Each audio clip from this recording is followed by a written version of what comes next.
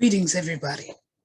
This is a very special message for Master David, his slave Bren, and for all of the people who attended the Flame Conference earlier this year. Most of the attendees remember, I hope, that all of your wonderful donations were given to the Carter Johnson.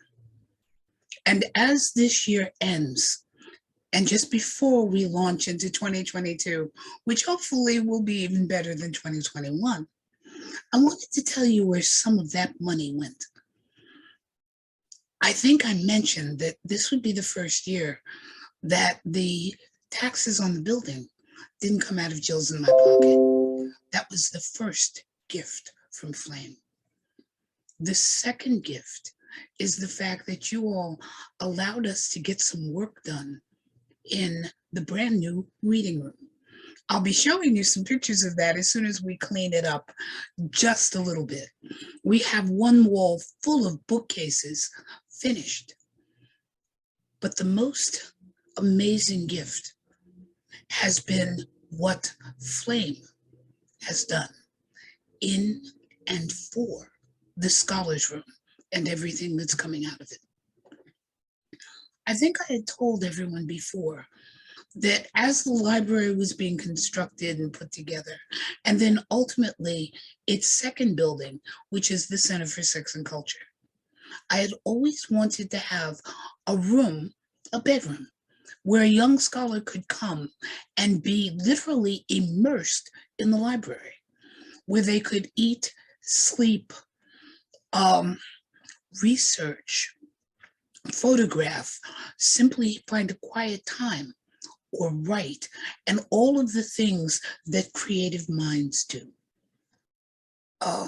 You all have helped to make that possible, because just having the room allocated is nowhere near enough to keep a young scholar.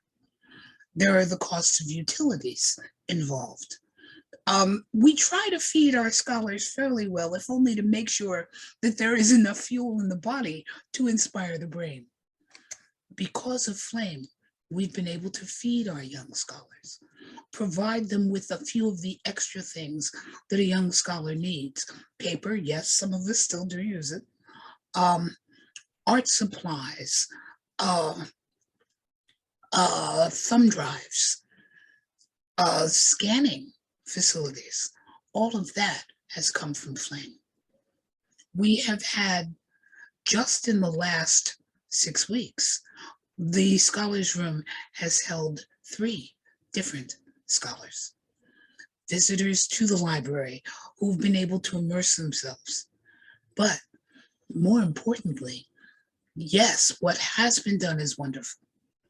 What's going to be done is even more exciting.